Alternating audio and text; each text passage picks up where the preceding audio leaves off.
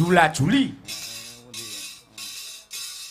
Tasih lenggan apa mboten Mas Hari?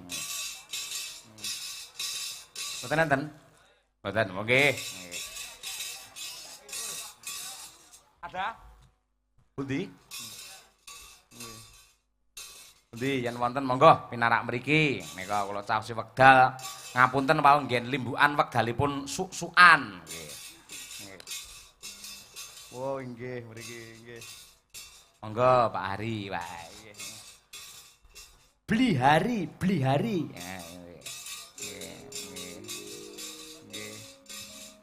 Jung dalu, Pak. Sugeng dalu. Nggih. Nggih saking Pandian mriki. Nggih, asli mah Pandian, Pak. Wah, alhamdulillah. Nggih. Siap. Jula Juli nggih. Nggih. Jula Juli. Anu, buka saking jenengan. Nggih. Wah, nggih, siap monggo. Nggih, nyuwun sewu niki belajar. Wah, mboten napa-napa wong niki desa jenengan piyambak kok. Nggih, monggo. Nggih, matur suwun. Awan-awan jok mangan angka dicampur micin. Dadi wong lanang jok ngenyek rondo saiki mengandung vitamin.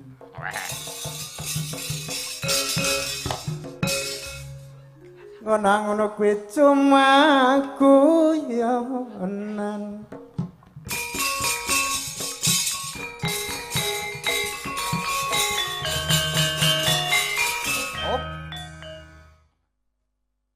Mangan segoy wae tempe bareng tak godho kumat ayam.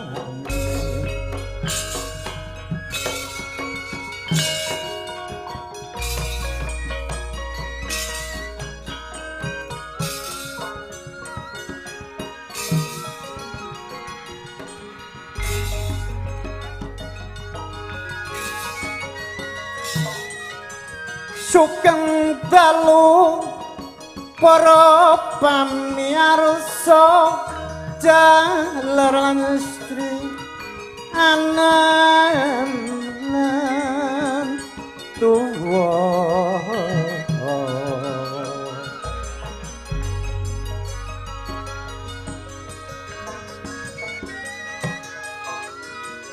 mirengaken kidungan kula pinarao engkang sah keco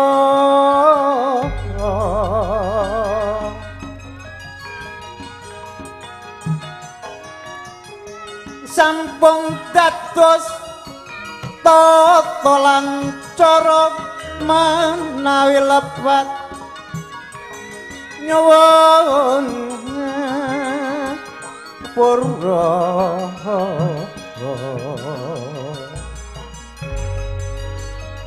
kaya-kayakan bapake 17 Agustus tahun 45 Indonesia Semar Deka Long cilang cilung melang-melung 350 taun dijajah Walanda uripe bangsaku kesoro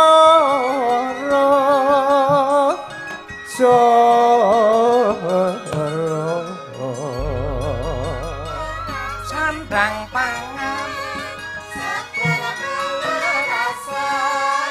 telu setengah tahun dijajah Jepang nasibe bangsaku kesurang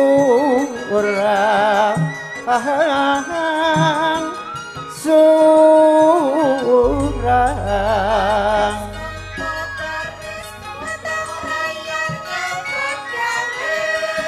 iki zaman kemajuan kutha lan desa wis ningkat pembang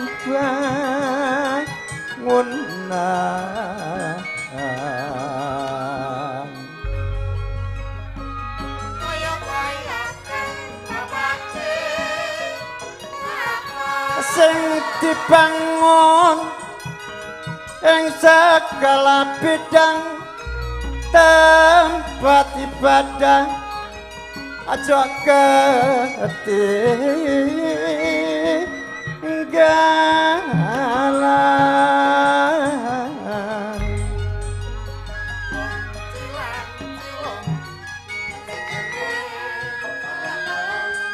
bangun minta iku sing paling perlu sebab kanggo ndedek anak lan putu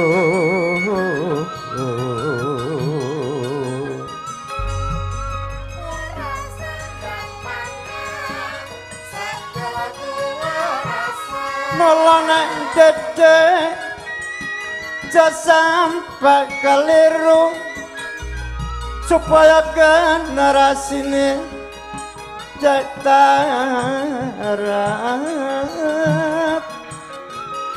maju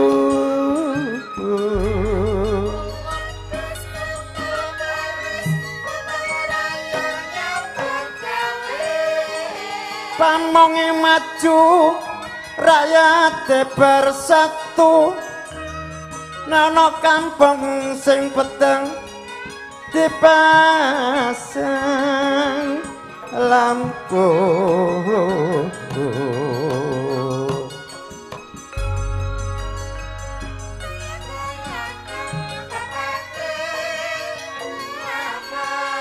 kampunge aman kaono sing ganggu nek mlaku bengi kanyandong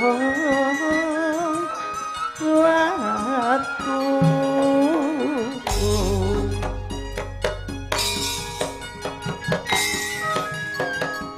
dangdut Pak.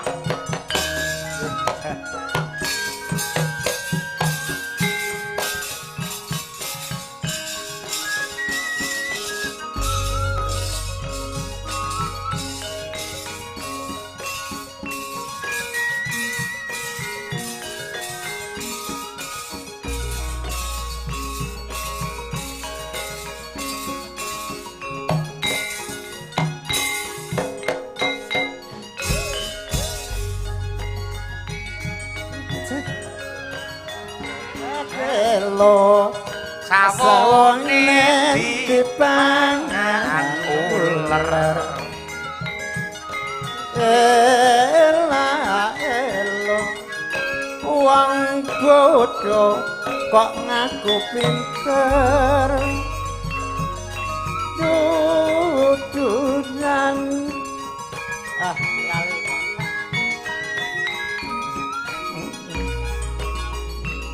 ini untuk persawan, semoga persawan tetap berkenan.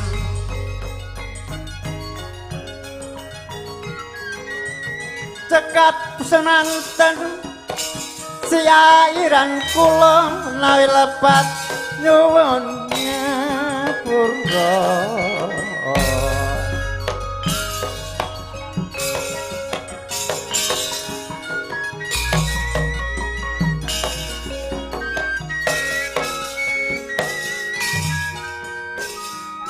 Nggih, nyuwun sewu anu Mas Petro. Nggih. Niki wau belajar nggih. Asline nggih mboten pengin dangdut, nih wong mboten gadah parian niki. Oh, nggih. Ngapunten berarti kula sing kleru nggih. Kula ingkang nyuwun pangapunten Pak. Mboten napa-napa nggih. Nggih. Nggih, ngoten mawon. Nggih. Matur suwun saged diparingi wekdal, Mbah. Nggih, Pak Ari, sami-sami sehat selalu sembah nuwun nggih. Luar biasa ngidung ngene ora gampang angel e. Hayo, Ya Mbak Birgita ya langsung mawon nggih. Girigis. Boleh Mbak Dian mawon, Pak. Monggo boleh, monggo.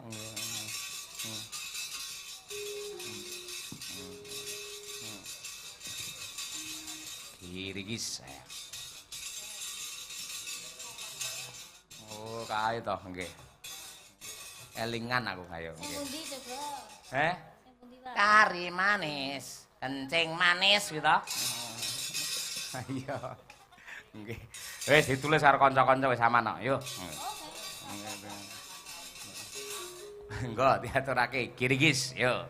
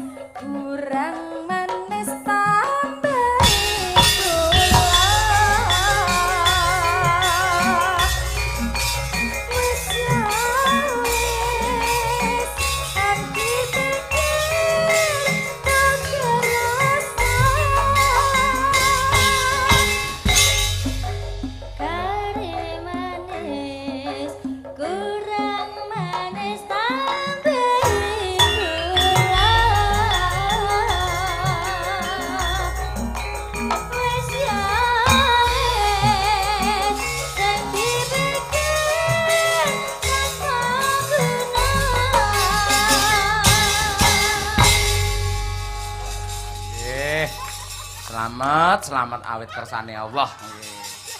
Ah nggih. Ya iki sing jenenge tebak skor ya iki. Nggih. Saka akeh lagu lho lele ora. Pancen yo nggih. Iki wae dadak nulis dhisik lho ngoten niku. Ayo piye carane kanca-kanca ben tidak menolak lagu iki ditulis dhisik bar kuwi di-share ning grup. Ayo. Grup sing tanpa sujar lho kuwi. Ayo. Akhirnya ya jalan spontanitas. Ayo nggih. Dan elok temenanan nggih. Nggih, apik. Si jingkas nggih tombo ya nggih tombo sing Kusuma Wijaya. Ayo. Nong Birtik. Nong Birtik.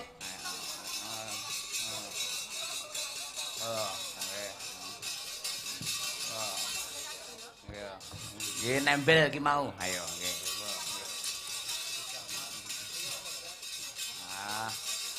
Langsung 3. Ayo.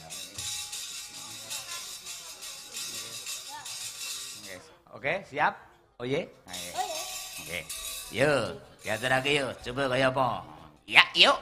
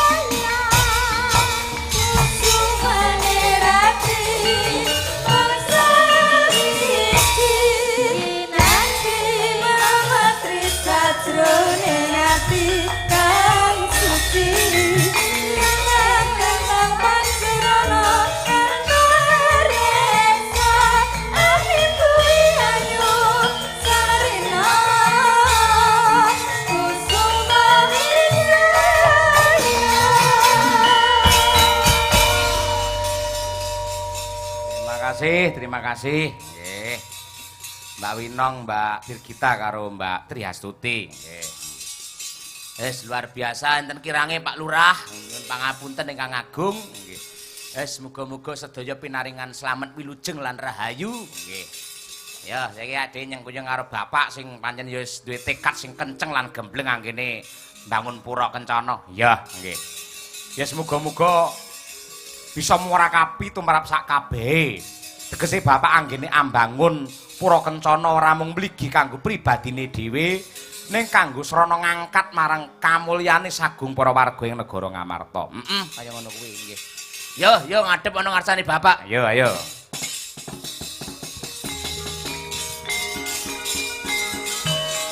Nyaplangening kalanggan aklar pandamun saratinon. Tinon ler kakonang surem. Sorotetan padang.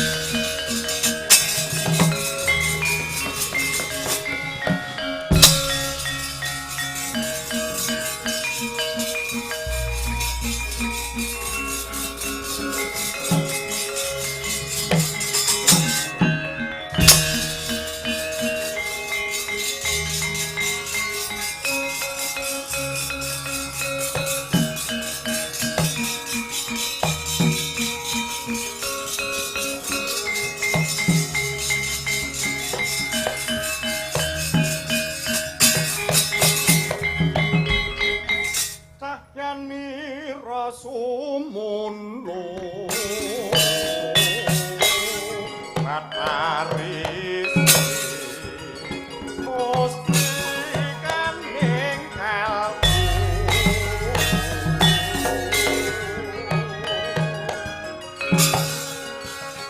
rasa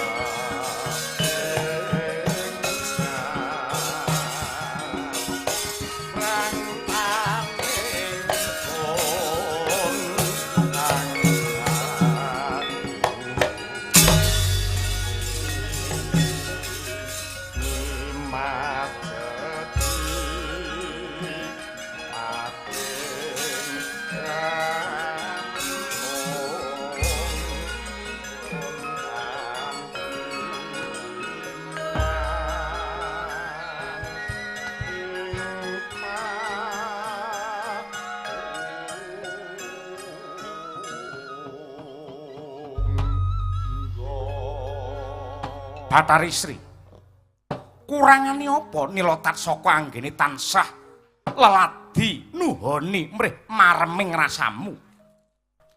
Adoh kowe ndak cidra saka negara Ngamarta ndak boyong nganti tekan negara Ujung Gribik. Ndak papanake ana papan ingkang sarwa endah ya kuwi Taman Sari negara Ujung Gribik. Pamriyen men rena kang dadi rasamu, lega kang dadi batinmu, satemah nuruti kelawan brangtaku. Kowe nampik katresnane nilotat saka golek sing kaya apa? Calone kowe bakal ngrasake mukti wibawa Nyakrawati Mbahudendha. Merga iki besok sing calone dadi ratu ana ing negara Panjang Gribik sumulih marang Kanjeng Rama Prabu Gembung tanpa sirah. Kowe calone dadi ibune wong sak negara kene. Ora bakal tiba ning Padas Curi ning parandene tiba ning kasur babut ingkang kebak kamulyan. Kowe nampik aku golek sing rega pira? He, Bathari Sri. Kunjing langit kelap-kelap katon lir kincanging alis risang mawe gandrung saparang kadul wukir moyak mayik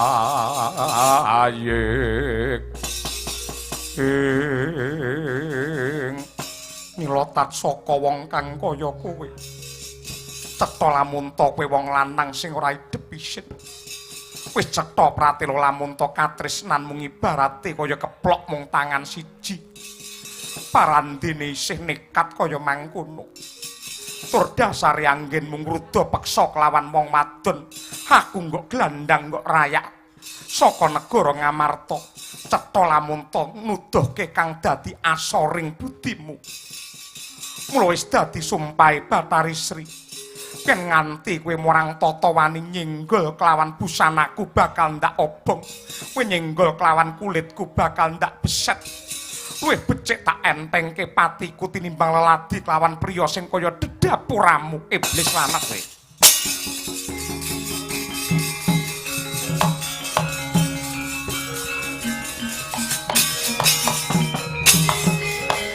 ora kena ginawe becik kowe wong wadon Krubyuk Kabutan Pinjung sepira banggamu yen pancen tak lus ora kena tak kasar tenan kowe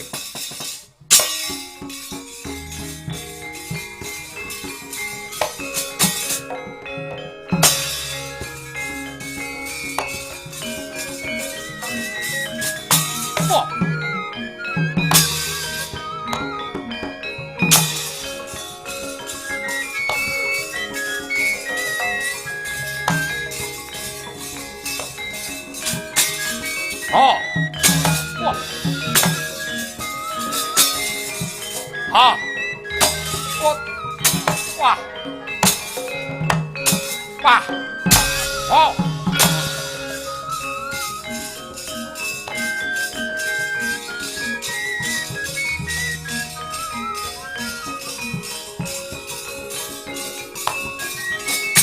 Oh.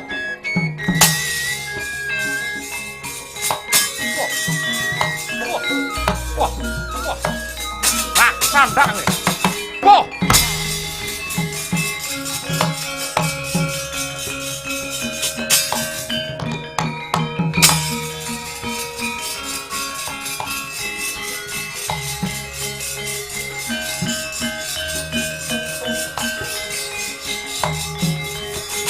Wah.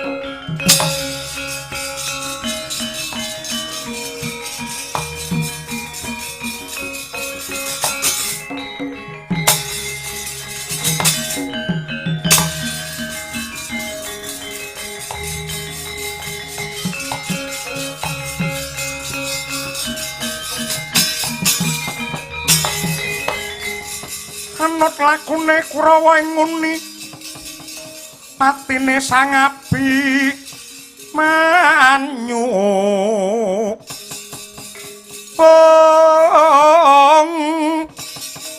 kena ing citra tandya sang Setyaki menyat ngadeg ngambil sanjata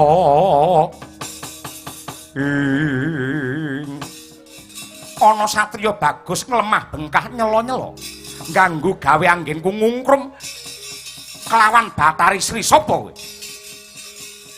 iki satriya Plangkawati putra Pandhawa jenengku Abimanyu iki Nila Tatsaka putra ratu ning Panjanggripik sing ndok karepake piye Cetha Lamunta elek kang dadi kegedhoanmu Cetha Lamunta sang Bathari Sri wis jenak pinarak mapan ana negara Ngamarta ya gene ndok cidra nganggo cara paksa kaya mangkono mula ripalungguhan iki gandeng sang Bathari Sri semune ora rena penggali mapan ana negaramu mergo tansah kok gura-gudu ripalungguhan iki bakal ndak kanthi kundur marang negara Ngamarta Bathari Sri gawan mulih paton pinter jebal dadaku nggo gateng sirahmu ripalungguhan iki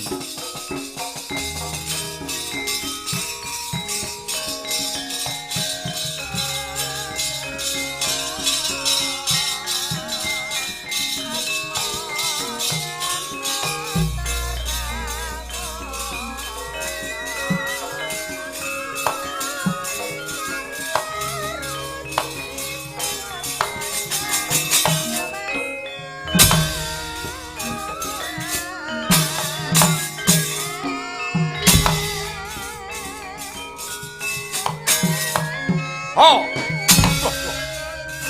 Hey! Oh! Oh! Wah! Wah!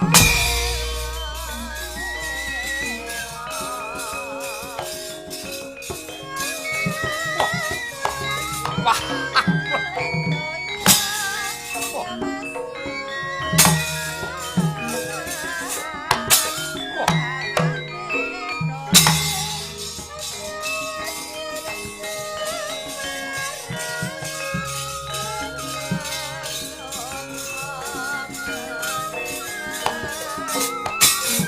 Oh! What? Oh! Oh! Oh! Oh! Oh! Oh!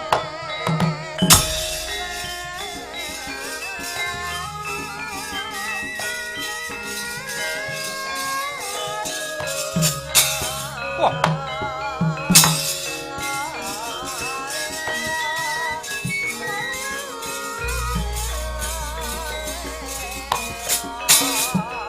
Oh! Wedian. Oh! Wah! Wah! Ha! Betul ya? Wah! Ah! Ha! Wah! Ho! Ah! Hot! Wah!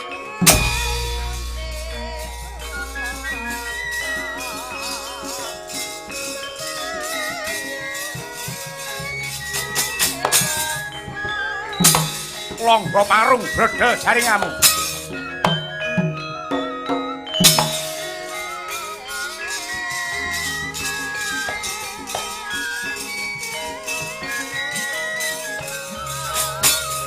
Oh.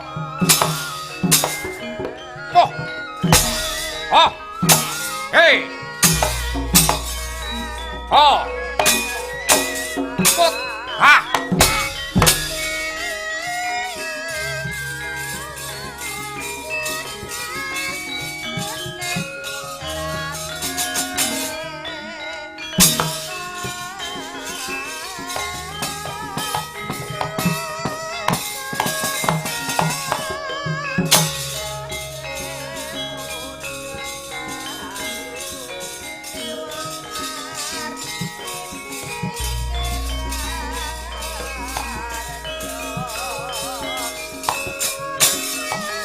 Oh.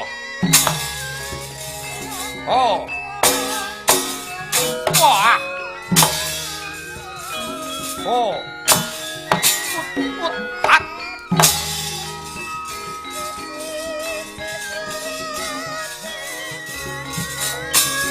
Ah. Wah. Hot. Wah.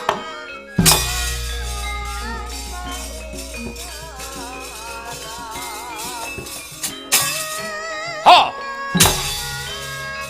Pedian. Hah. Wah. Aduh, yo. Wet. Duh, duh, duh.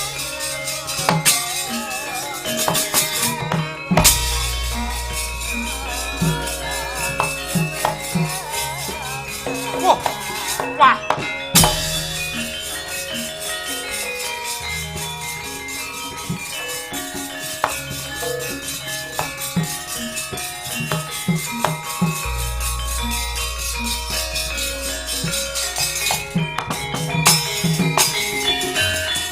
Nadyanto wis borot kang dadi dadane. Parandene Sang Nila tatsaka tan mundur geguntur tan mendho ing bebaya. Sadhakep saluku tunggal nutupi babahan hawa sanga. Mangkono sigra Triwikrama ilang sipate menungsa dadi wujude naga sak bangkote ngetal gedene.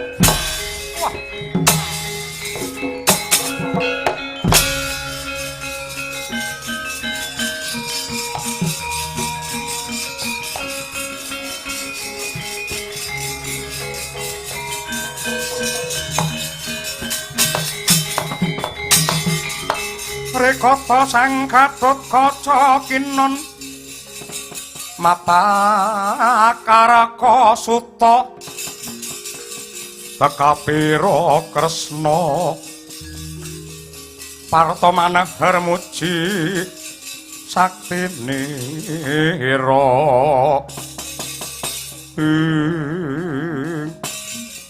jagat dewa Bathara jagat mangestungkara babar pisan ora nduga mana adiku Abiwanyu Katriwandan merga katlikung dening wujude naga ingkang murang tata. Konangan Gatotkaca tak potol gulumu kowe.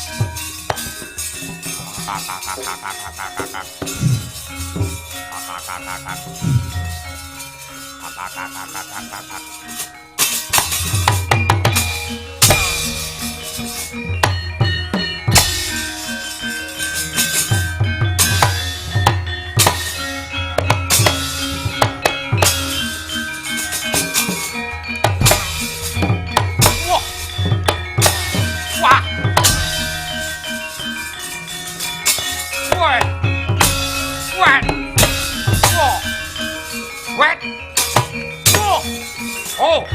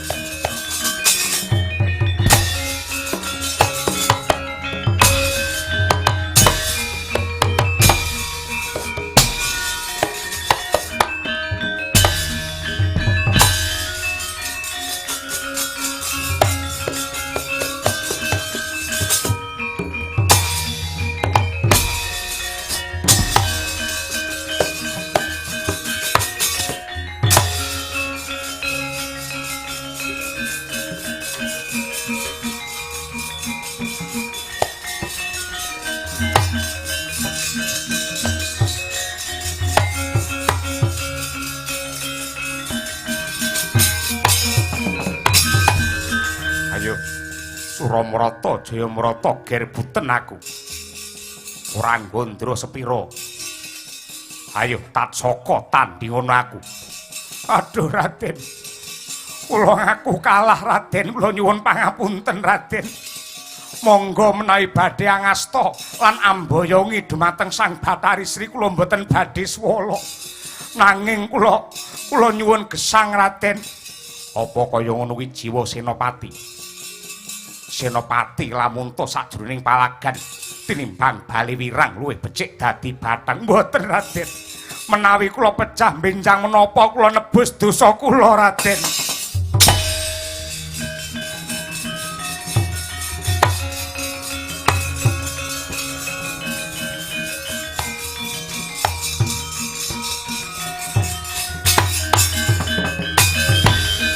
Punapa ta mirah ingsun prihatin waspagung mijil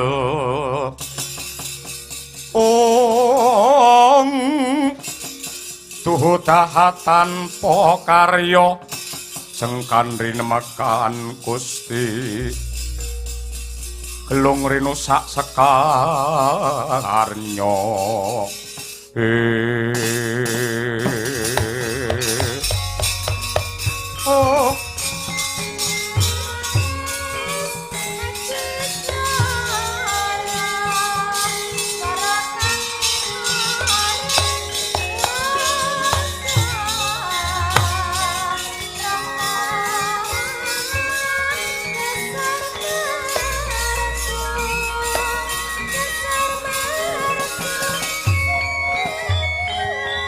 Nuwun sewu Raden Gatotkaca.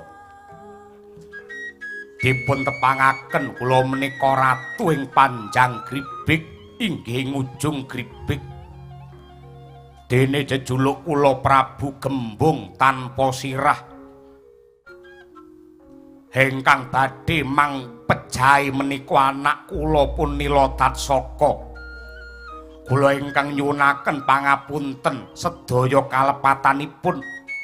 Sejatosipun kula sampun ngemutaken supados mboten murang tata kalian Sang Bathari Sri. Ning nyatanipun wegah nampa wewarah nampik dumateng pitutur becik. Menawi ndika badhe merjaya kula sumanggaaken nanging kula pitados paduka menika satriya ingkang wicaksana. Mbok menawi kanthi ripalungguhan samangke anak kula taksih dipun paringi gesang saged mawas diri lan mertobat dandani pakarti hanebus dumateng sedaya dosa lan kalepatan. Ning menawi badhe mangpotol janggane monggo kula namung nderek ndika Raden Gatotkaca.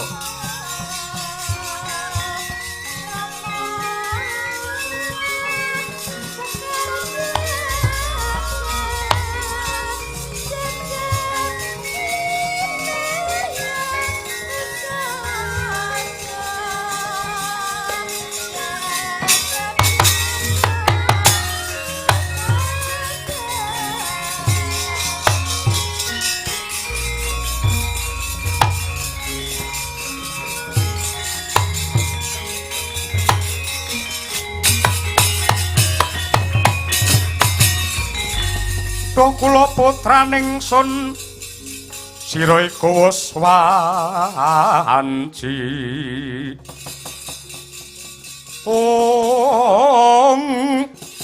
pisah lan jenenging wang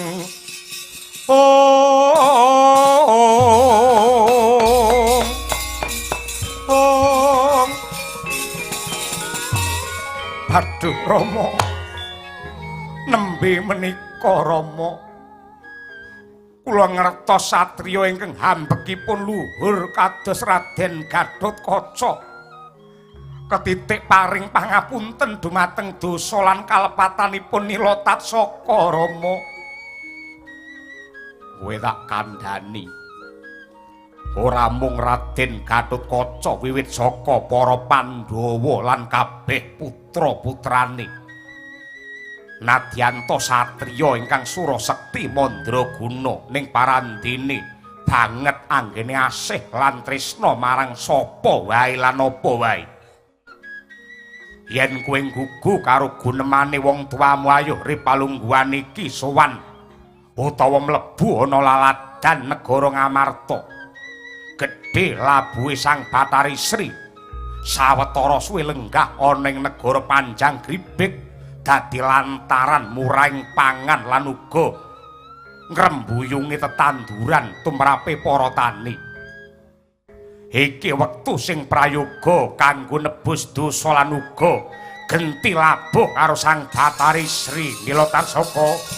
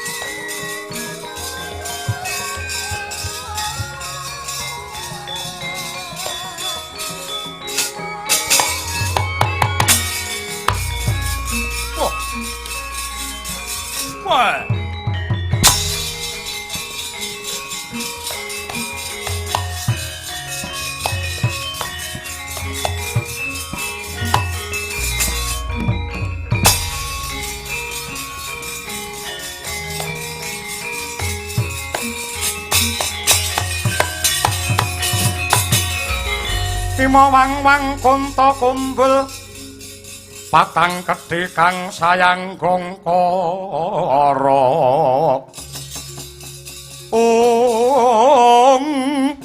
kadanira mobat mabit mulat bang haling ahlingu mangwuh sumbar mintolawan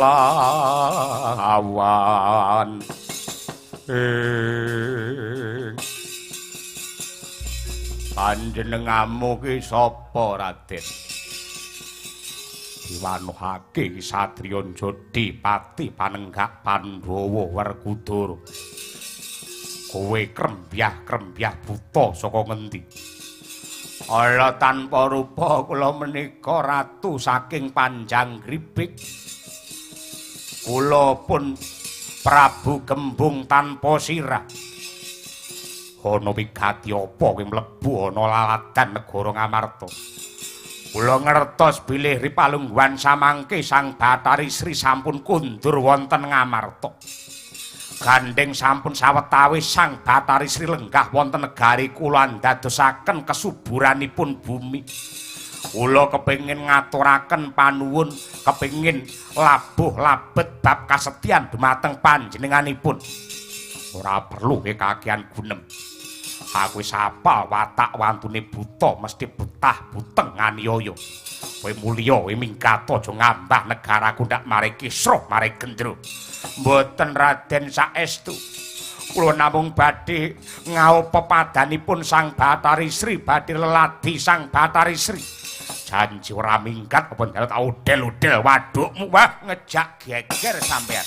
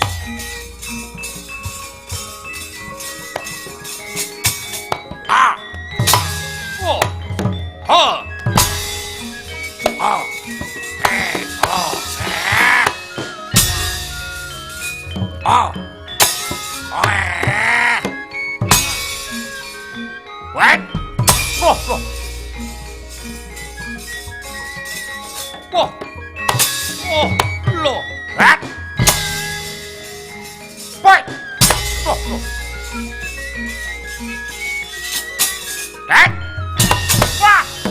Duh.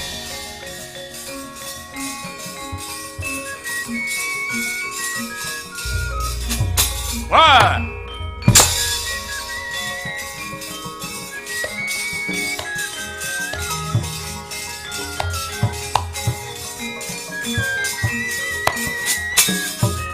Ah!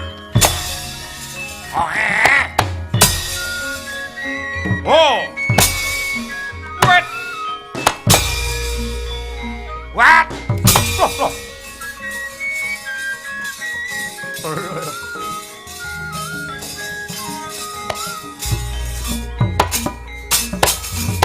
Hey!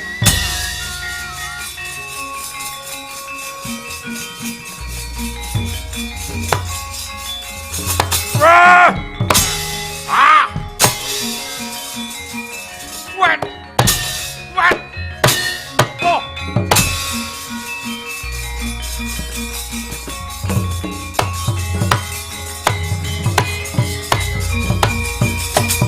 Wah!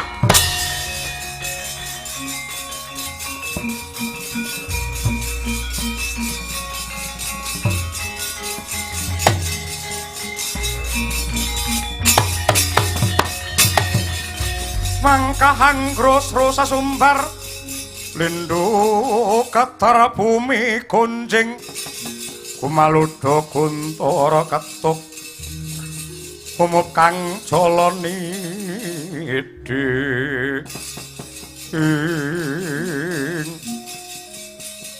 mangkono paringuten candrane nganti kaya wong setanen Sang Bratasena nggih ngajar dumateng Prabu Gembung tanpa sirah sigra den angkat anggane Prabu Gembung tanpa sirah kasabetaken wonten ing Bantala mangkono ilang wujute buta dadi lumbung ingkang gedhe kliwat ukur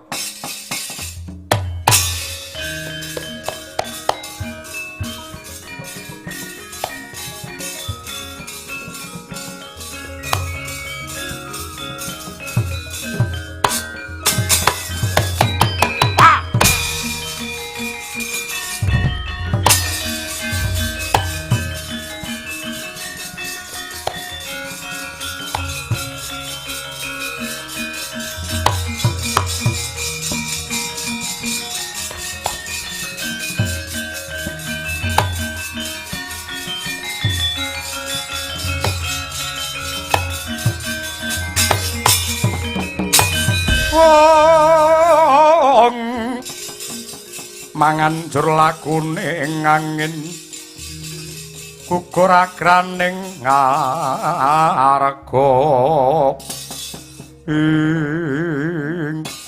wah Kakang Semar kula ana kahanan ingkang elok-eloki wujute buta Ratu saka Panjang Gribik tak tibake ning bumi parandene salin wujud dadi lumbung semono gedene.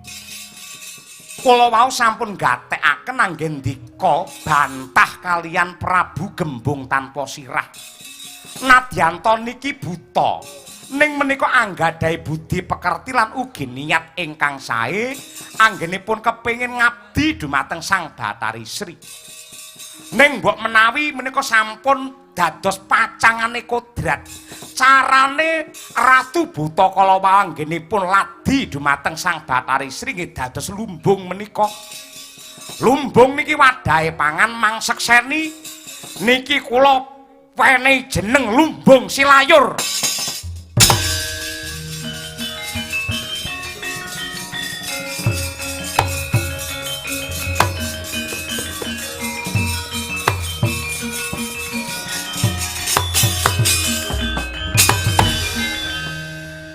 Sapa ana ula semene gedene? Mun inggih, Yai. Kula menika atmajanipun Kanjeng Rama Gembung tanpa sirah nami kula pun nilotat saka. Nadyanto kula ngertos bilih tiyang sepuh kula sampun babar dados lumbung kadi mekaten tanpa benten kaliyan kula kepengin leladi dumateng Sang Bathari Sri. Yen pancen kaya ngono karepmu. Ripalungguhan iki carane kowe nyemplunga ana sawahe para tani ing Karang Padesan. Jaganen reksanen tanduran ing sawah kono, kowe kudu sing bisa musuhi bangsane Ama lan sak piturute supaya tanduran mau bisa ngrembuyung asile dirasake dening para kawula Ngamarta. Kowe tak wenehi jeneng Ula Laryangon utawa Ula Sawah. Estokaken dawuh.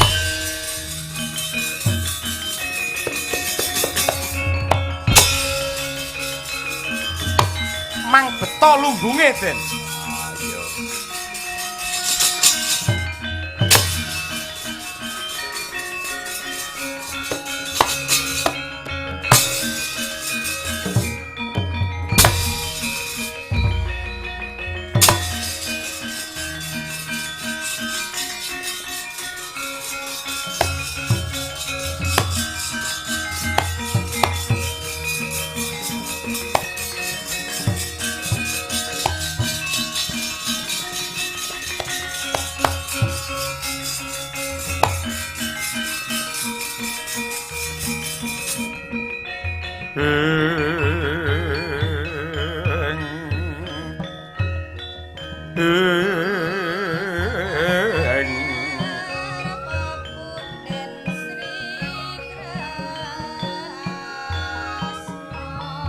Narpati Darma Putra Myangari Tanan Jaya.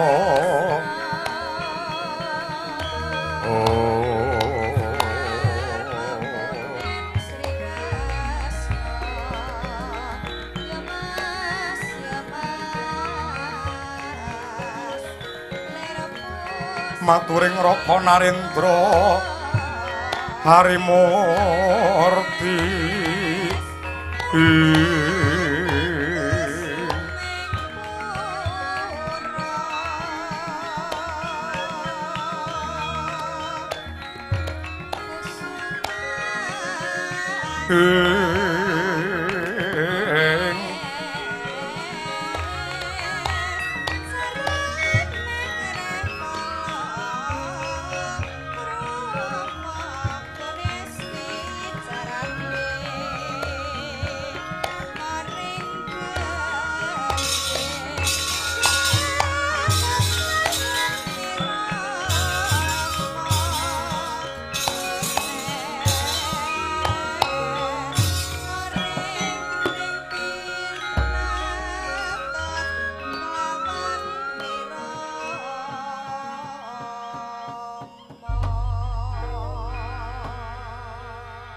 Nuwun sewu sinuwun Prabu Ngamarta Sri Puntadewa. Iya, Kyai Badranaya ana dawuh mapa? Ndara Bima saha Ndara Arjuna. Semar piye? Apa Kakang Badranaya? Nah, kula matur nuwun dene ndika sedaya kersa rawuh wonten ing Karang Kadempel. Ngempalipun para warga ingkang winadan wonten ing Pura Kencana mriki ingkang dipun pandhegani ingkang putra pun wisanggeni. Menika mujudaken kanugrahan agung saking Gusti ingkang Maha Nasa karana saksampunipun menika kala wau wonten udan riwis-riwis angin ingkang angganda wangi. Lantaranipun ingkang putra Plangkawati pun Abimanyu kaliyan Ndara Anom Gatotkaca sakmangke simbole kesuburan nenggih Sang Bathari Sri sampun kondur mapan wonten ing negari Ndika Ngamarta. Syukur dagi sewiyen pancen kaya mengkono Kakang Badranaya. Sisan gawe ripalungguhan iki dawuha yektine maknane mbangun Pura Kencana ki kepiye? Supaya Pandhawa tida-tida anggene bakal nderek nyengkuyung. Ngeten nggih, nuwun sewu. Ukurane wong apik niku ora mung wong sing tuwajuh ing pangibadah nanging wong ingkang derajate luhur dhewe niku yen tansah ngagungake rasa syukur marang purbane Hyang Agung. Wong syukur niku jiwane mulya merga nrima ing pandum lan ikhlas legawa nglampahi garising kodrat. Tendonya niki menungsa mung diwenangake gembleng lan kenceng ing pambudidaya, ing lair angudi kardi, ing batin angesti Gusti, ragane makarti, jiwane sumarah mring ilahi. Sampeyan kabeh wis ngunduh wae ngrekasa, teteken tekun satemah katekan. Wiwit para Pandhawa babat Wanamarta mbangun negari Ngamarta, nadyan totoh jiwa raga nyawa ning nyatane tekadmu sing tulus lan suci ambabar kamulyan lan basuki.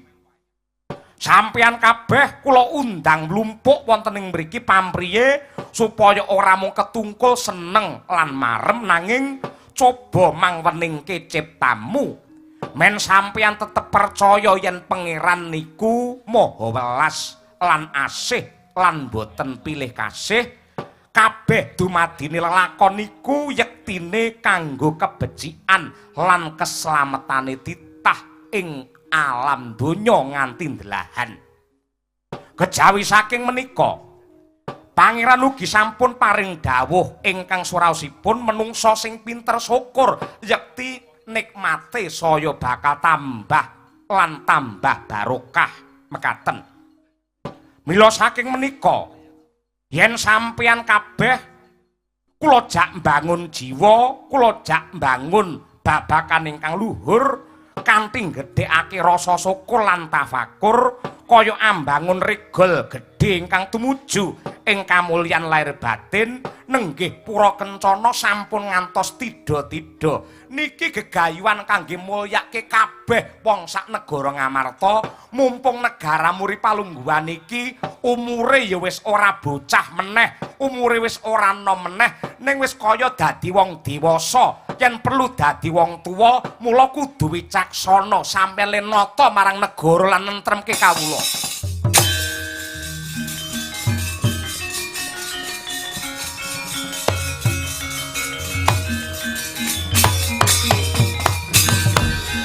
Jagat Dewa Bathara jagat mangestungkara. Kyai Semar samubarang ingkang nduk dawuhake yektine andadekake padang tetrawangan tumraping rasaku. Aku banget nyengkuyung Semar. Aku nyengkuyung Kyai Badrana. Yae syukur menawi mekaten. Ning aja mung tumus ana ing lati, ning kudu ana ing pakarti. Ingkang nduk kersakake piye? Nika enten gruduk-gruduk bleduk mangampak-ampak nika bangsane ama sing nyerang negari sampeyan.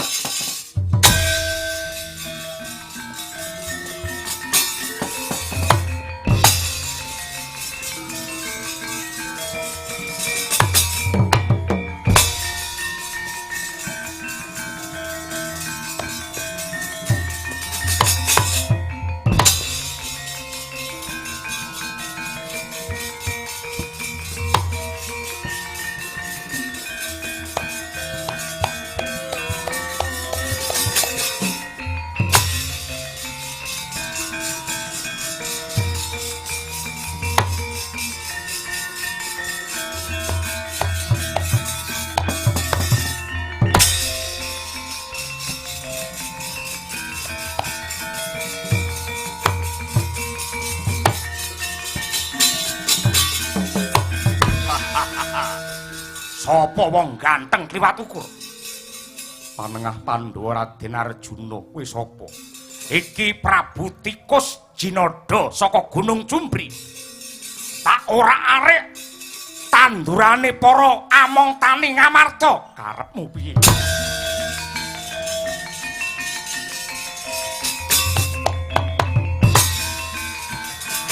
Wah. Oh.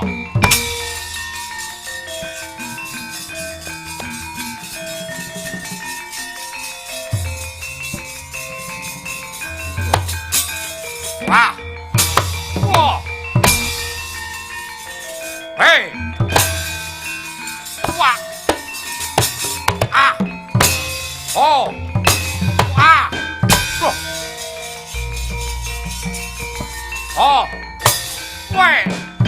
Oh.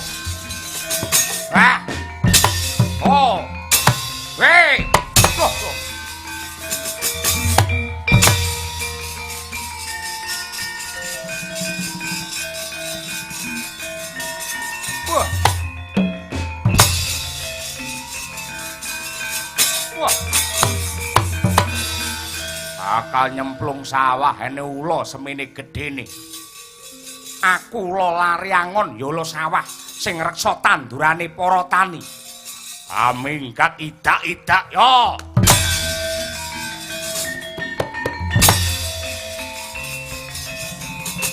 Wah.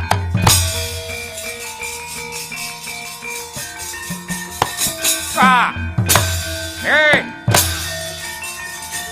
Wah. Wah. Wah. Tuh. Wah. What? Weh. Wah. Tuh.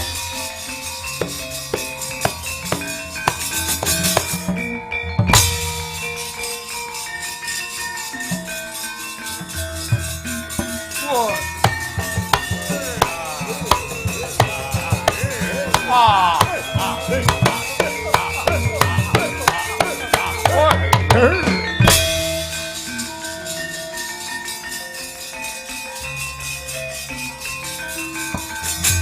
Wah.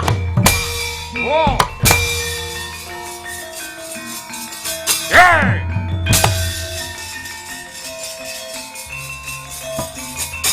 Ah. Hey. Ah. Whoa. Whoa. Wah. Hey. Whoa. Wah. Oh. Whoa. Oh, wait! Yo. Ah, wait! Go.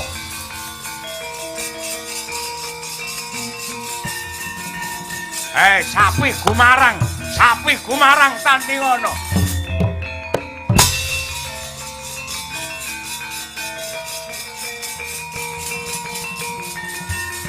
Loh. Wait! Go. Whoa! Whoa! Oh! Wah! Low! Hey! Oh! Hey! Wah! Wah! Oh! Wah! Ah! Hey! Wah! Ah! Wah! Ah! Loh yo!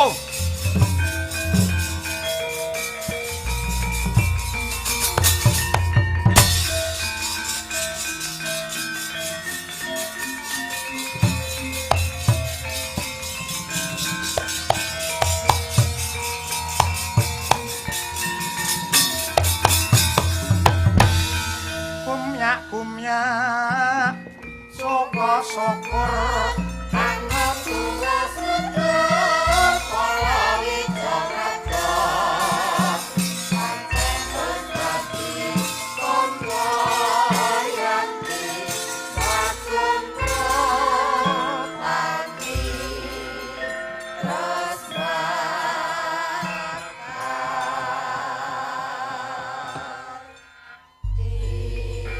sinugraha ing Gusti sing peteng wis dadi padhang sing ruwet wis kelakon dadi udar manunggali antarane pejabat nganti masyarakat dadi daya kekuatan ingkang ngidap-ngidapi awit nuwun sewu yektine katresnane penggede karo wong cilik ingkang dipun betahaken kangge ambangun negari menika supados sempulur merdika.